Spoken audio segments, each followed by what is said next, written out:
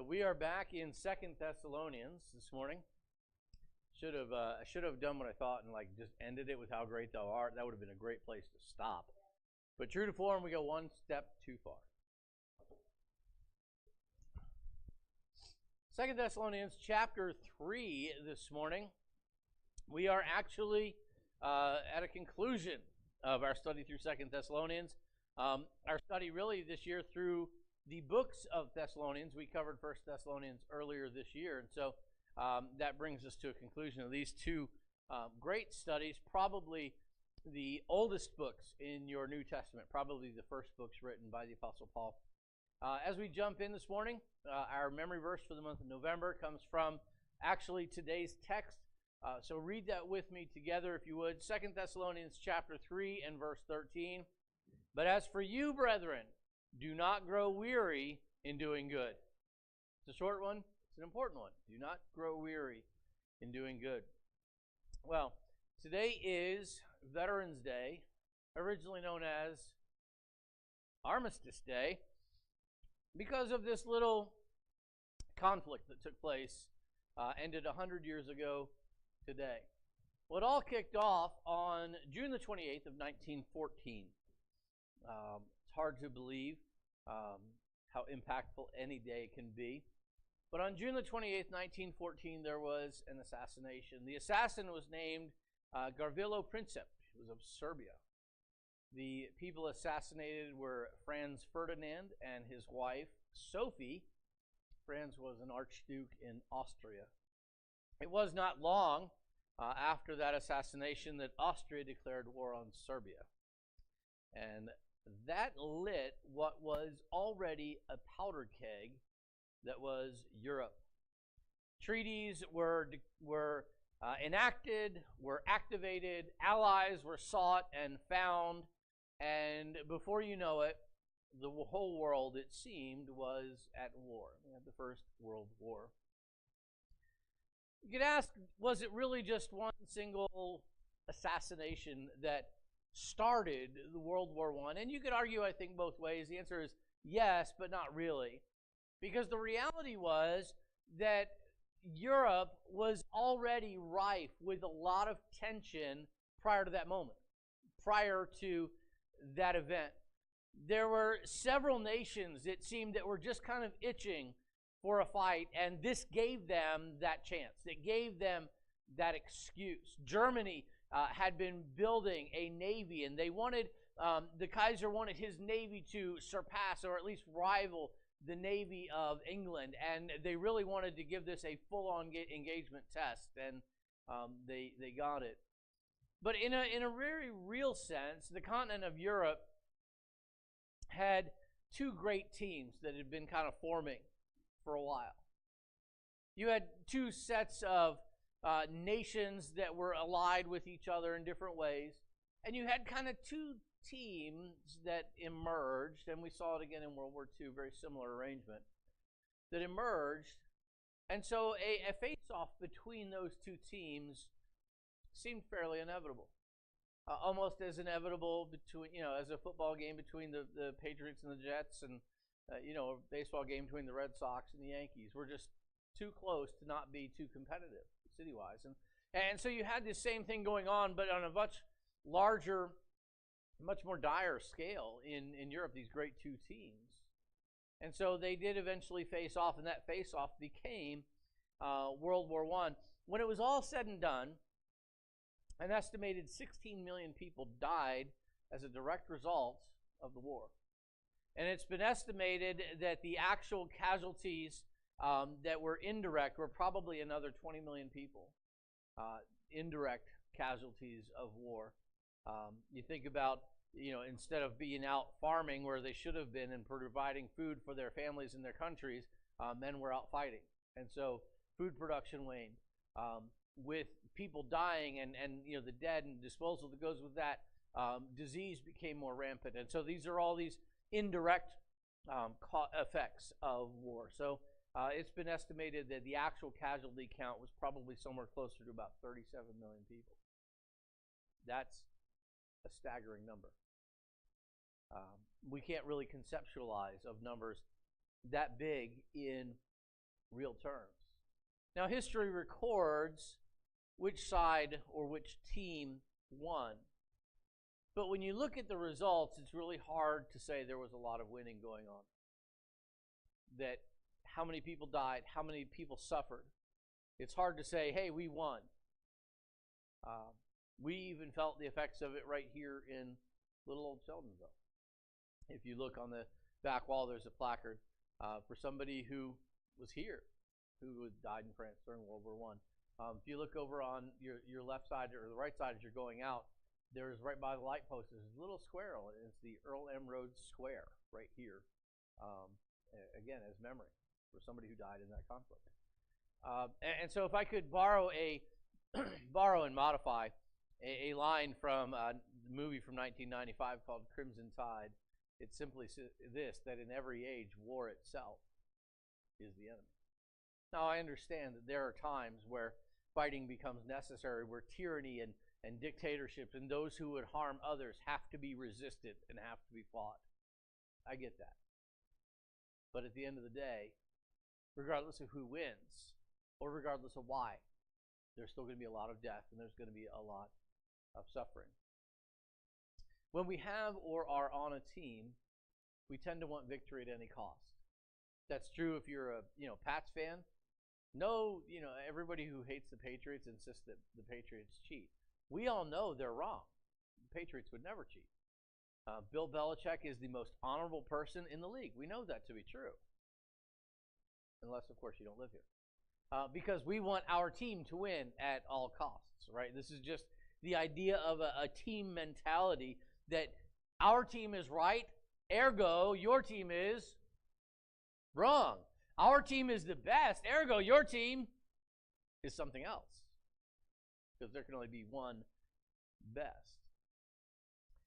And this is how we've seen it play out in history. Anytime you have this kind of a team mentality and this team approach, this is what happens. And we're seeing it play out, unfortunately, in our own day on a large scale. We have two great teams, politically speaking, in our country today.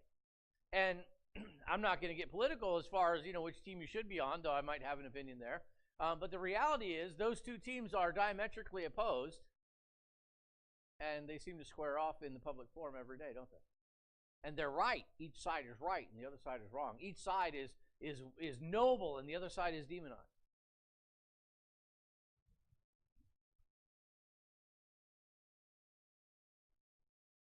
That's a problem, this idea of team. The problem actually has a name, and the problem is called fascism. Fascism is simply you have to be on our team. You have to be in our group. And if you're not in our group or on our team, then you are wrong. It's interesting to note, historically speaking, that fascism almost always goes with socialism. The two always go together. And so as you see our country leaning more socialist in areas, that's where you're going to find fascism rearing its head worse. Because the two philosophies are better aligned than, say, conservatism, libertarian, whatever. Anyway. Now, fascism and war and death may not seem terribly related to 2 Thessalonians, and yet they are. As Paul concluded his letter, he included a very important instruction that contained a very critical reminder. And this is kind of how he closes. And the parting words are sometimes hard of these epistles because Paul covers really meaty, substantial topics as he writes. And a lot of the letters almost seem like a whimsical list of stuff. Some of the letters, I think of Romans, I love the way it ends because Romans, you get the most consequential, heavy lifting, substantial discourse on salvation, and much of Romans is very deep and very heavy and very impactful to everything. And then he ends Romans with a whole bunch of just like one-off instructions. Do this, do this, do this, do this, all flowing from salvation that he's talked about. And very different, like substance-wise, material-wise as he goes. But a lot of times, those last words are the words that he really wants them to catch. They're the summation. They're hey, if you remember nothing else, Because remember, these letters were written, and then they were carried out, and then they were read publicly. And so the last bit that you heard was the bit you're most likely to remember. And so this is where he puts what it was really, in his mind, I think, a very important instruction that has a very critical reminder in it. And so he gives them a final instruction in 2 Thessalonians chapter 3, verses 13 and 14. He gives them a final instruction. And the final instruction is not complicated. It's simply this: be good. Be good. I'm glad for easy to wrap your head around ideas, aren't you? The final instruction is be good. Look what he says here. And he assumes, now as we read this, understand that he assumes that Thessalonian believers are and do good. And he isn't telling them to do good. He's telling them to be good. Look with me. But as for you, brethren, do not grow weary in doing good. And if anyone does not obey our word in this epistle, note that person and do not keep company with him, that he may be ashamed. There's a lot in those few lines of instruction. The main emphasis is simply this: be good by continuing to do good. When you do good, consistently, you're thought of as good. Good people are people who you assume are going to do good things, right? Bad people are people who you assume are going to do bad things. It's just based on what they consistently do. And so the Apostle Paul is saying, look, be good by continuing to do good. And now this includes, I'm sure, good works that we might do toward and for other people is kind of included in this. But the instruction really is focused around doing the things that are good that we need to do, that we have a tendency to sometimes get tired of doing. You ever have that? Something you know you ought to do, but you just get tired of doing it? Like, how many of you have ever walked away from a dinner table and didn't clean your dishes up behind you? Everybody with my last name better get your hands in the air. I can't speak for how your house is run, but I know at our house occasionally I'll look and I'm like, dang, everybody left, and yet the table is still set. I guess they figured somebody would take care of it. It happens, right? We get tired of things. How many of you know that you should probably lay out your clothes the night before so that you look like an orderly person in the morning? Because when you're trying to process caffeine and style choices at the same time, you're not always going to get a win in both departments. We know this. You know that you should sew that button on Tuesday so that when you want to wear that shirt on Thursday, it's ready to go. But sometimes you just don't feel like it. We get tired of, and these are silly things, but in life there are some things that are good things that we need to do that we get tired of. There are some examples. How many of you think praying is a good thing? It's a good thing to pray? How many of you get tired of praying? Be honest. I'll put my hand up. You either get tired of it or too tired to do it. You're like, Heavenly Father, I'd pray a lot longer, but I'm going to pass out if I do. So good night. Elvis has left the building. Some of our prayers get like that because we get too tired. Luke chapter 18, Jesus spoke a parable to his disciples and said, men always ought to pray and not lose heart. Not get tired of it. Not stop doing it. Jesus' position was, you need to pray, which is interesting because Jesus was God. And you think if anybody walking the earth didn't need to pray, it would be Jesus. And yet, who's the person who prayed the most? Jesus. He'd be wandering off. They'd be like, Jesus, we've been looking for you. Everybody wants to know where you are. And he goes, well, I'm out talking to Dad. I have to talk to my Father. I have to pray. You get to the Garden of Gethsemane. The disciples are sleeping. It's the middle of the night. Who can blame them? That's what they do. And what's Jesus doing?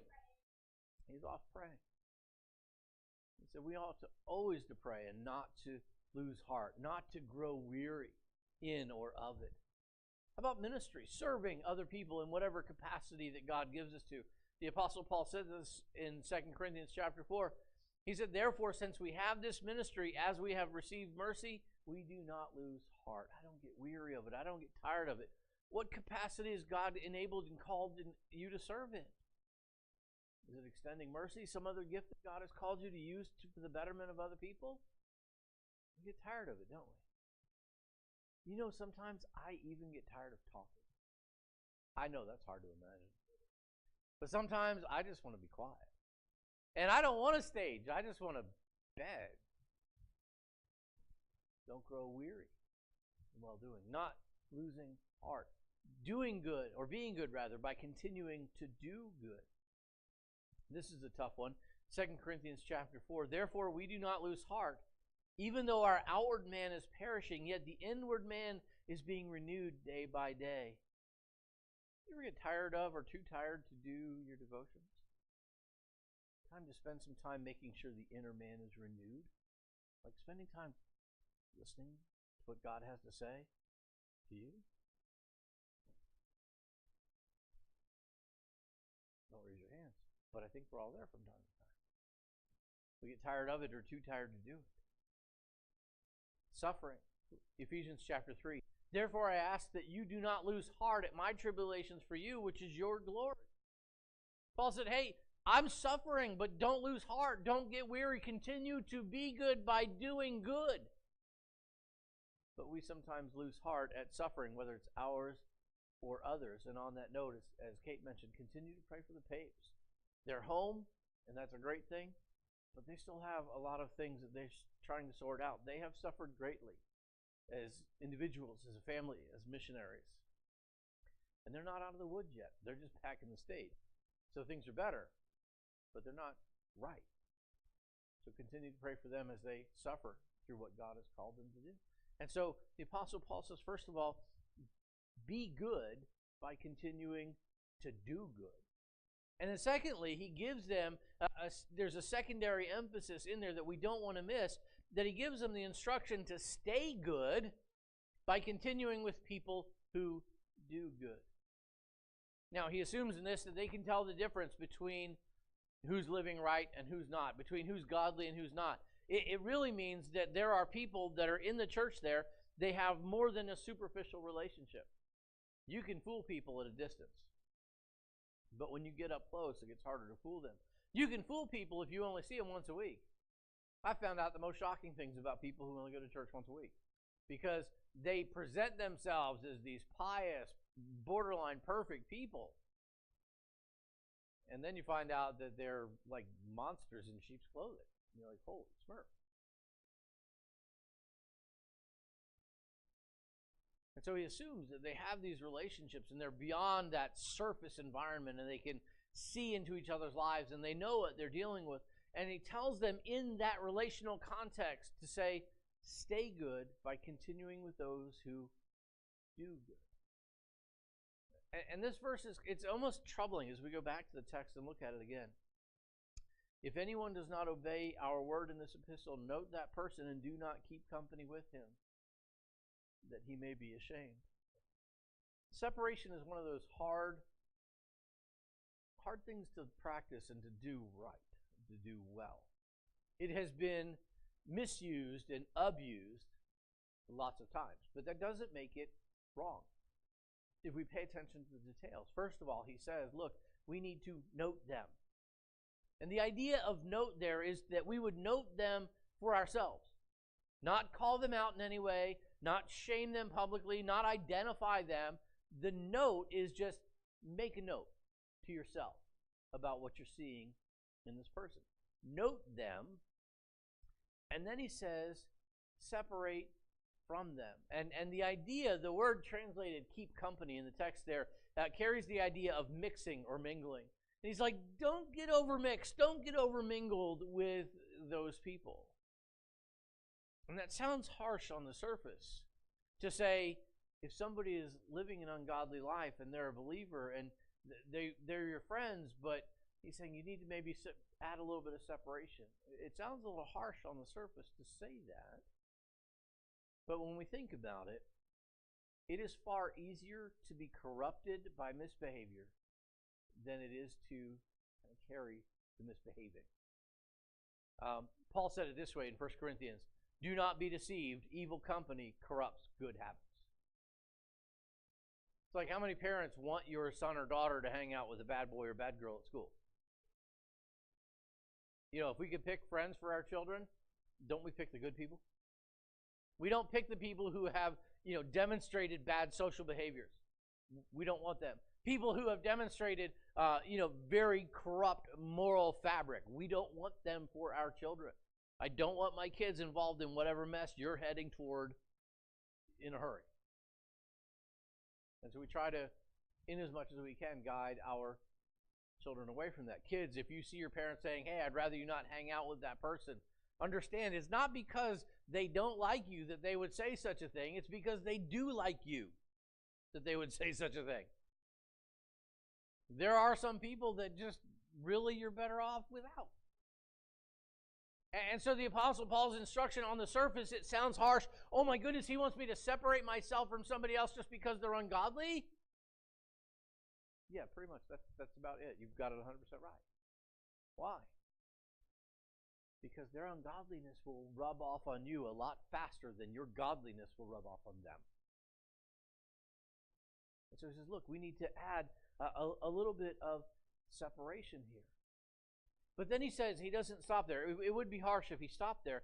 But he goes on to say that he wants that separation to motivate them. The shame that they should feel is not the shame in the way that we sometimes think of it. We a lot of times associate shame with this very negative thing that we should never experience and never cause anybody else to experience. And generally speaking, that's not wrong. But by separating ourselves from them, the shame that they ought to feel is the shame of their own bad behavior. When you do bad and you feel bad, that's a good thing.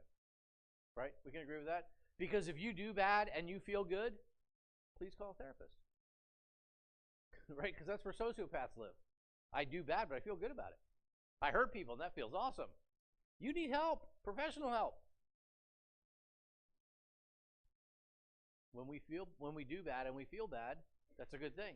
And that's all that the apostle is trying to get people to do. When you see somebody who is living in an ungodly way and you separate yourself from them a little bit, that separation should cause them to feel bad about what they're doing.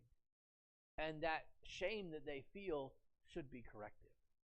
It should get them to a place where they say, maybe this is not a good habit. Maybe this is not a good practice. Maybe this is not a good thing. I'm going to be what God asked me to be. It's important to remember not what I asked you to be, it's what God asked you to be. And once that's done, then is there any requirement for separation? No, it goes away. See, biblically, the idea of separation has to do with reconciliation and restoration, not victory. It's not segregating ourselves into one team that's trying to beat up the other team. It's me separating myself from somebody who I otherwise love, but need to create a little distance because I don't want my behavior to start modeling theirs. And I don't want my children's behavior to start modeling theirs. We need to make a little bit of separation. But once their behavior comes back in line where it should be with the Bible and God, then there's no need for separation anymore. It's a tricky thing to pull off, isn't it? Because what's the standard? What I think? Or what God thinks? What God thinks. Which means, one, I have to know what that is. And two, I need to be identify shortcomings. But this isn't about beating them up. It's about kind of us all holding each other accountable to be godly. Not perfect, but godly. Not in 100% agreement. You ever met somebody who didn't agree with you 100%? Well, if you've ever met anybody, the answer is yes. If you've ever looked in the mirror, the answer is yes, because you don't even agree with yourself 100% of the time. Because we're all just a bit touched. It's not about being in absolute agreement. It's not about being on a team other than being on God's team. It's about the desire to see us all walking in godliness. Us all walking in biblical ways, all walking in healthy ways where we are submitted to God and living in loving relationship with each other. That's really what it's about. Occasionally we have to pull back. Not far. He said, don't treat them as an enemy. Don't hate them. That's what it literally says. But admonish, warn them as a brother. They're still a brother. They're still related to you. You can still love them even if you have to separate from them a little bit. Don't hate them. Don't beat them. Caution them. Why? Because they need to be right. It's healthier for them. and it's healthier for you. And so he says, be good by doing good, and then stay good by continuing with people who are doing good. And that's the instruction. That's not that hard to sort out, is it? Hey, be good. It almost reminds me of be excellent to each other as a way to sign off. Be good. And then he gives a final reminder. And this is important, and especially in the context of where we just talk about separation and all of that. The final reminder is simply this: be peaceable. Be peaceable. You know, I remember when my kids were younger, especially, and I still find myself saying it occasionally. And the statement is this: sometimes there are more important things than being right. Not that you should be wrong, but you shouldn't need to feel the compulsion to tell everybody and make sure they know you're right. Sometimes there's something more important than being right. And what is that? Being nice. Being peaceable. You don't have to beat somebody up just because you're right and they're wrong. One, you actually could be wrong. Perish the thought. But two, hitting them over the head with the cudgel of your truth isn't going to help. And so he ends with this idea: be peaceable. Look at verse 15. Yet do not count him as an enemy, but admonish him as a brother. Now may the Lord of peace himself give you peace always in every way. The Lord be with you. I think it is to our genuine shame that Christians are hasty and harsh in our judgment and condemnation of each other. And I grew up in that world. I grew up in those churches. I had a front row seat to judgment and condemnation as a kid. And that's my impression, is it is genuinely to our shame that Christians are so hasty and so harsh with their condemnation and judgment of each other. Because what did the Apostle Paul say? Don't hate them, warn them as a brother. Don't hate them, warn them as a brother. And be peaceable. May the Lord of peace himself give you peace always, in every way. That's a lot of peace.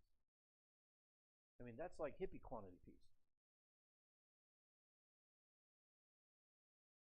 But that doesn't always define or describe Christians, though. Sometimes Christians are no peace at all. We're too bitter, too at conflict, too at war. Somebody once said that there is no fight quite like a theological fight. You say, who would say something like that? I don't know, an archbishop? Actually, said he wouldn't want to be in politics. It's too tame. He said there's no fight like a theological fight. This guy just loved to fight. That's a shame. That's not a good thing. It's funny, but it's not good. And so he says, be peaceable as a final reminder. You see, other Christians will always disagree with us. But it doesn't give us the liberty to hate them. You know, there are people who believe diametrically in opposition to everything I believe and still call themselves Christians. And you know what my response is? I think you're wrong, but it's your right to be wrong. I don't have to hate you for it. It becomes hardest when I find people who are very judgmental, because that's where my judgmental nature kicks in. Like, those are the people I can't tolerate. Did you see the quote? I'm trying to remember where I read it. It was in the news this week. And the quote, a politician made it: "We will not tolerate intolerance." Like, did you think it all before you made that statement and then had it printed? We will not tolerate intolerance. What does that make you? Intolerant! So you hate yourself. Congratulations. Call a therapist. I don't know. I don't get it. We can't be intolerant of other Christians. Even the intolerant ones, that's where my weakness is, if you want to know. I don't tolerate intolerance well. I know that's an oxymoron. But the peace, that kind of peace, comes only from God, and it comes with God as he comes into our lives. And so that's the apostles' final instruction to them. Be good. And a final reminder for them, be peaceable for each other. And then he signs off in verse 17. He gives kind of a signature and a final benediction. He simply says, the salutation of Paul with my own hand, which is a sign in every epistle, so I write. The grace of our Lord Jesus Christ be with you all. Be good. Be peaceable. And he signs off what may have been the last letter he wrote to the church of Thessalonica. Be good. Be peaceable. And so as we go from morning to noon here, I say the same thing to you. Be good. Be peaceable. Would you stand with me? I want to close this morning with what is kind of an unordinary closing song, and yet I think it fits. Because this book, the Word of God, and I realize this is my iPad, but it is the Bible too. This book will give us a new look. And we need to get that new look from this old book. So find your Bibles or whatever you read on, and we'll close with that one, all right?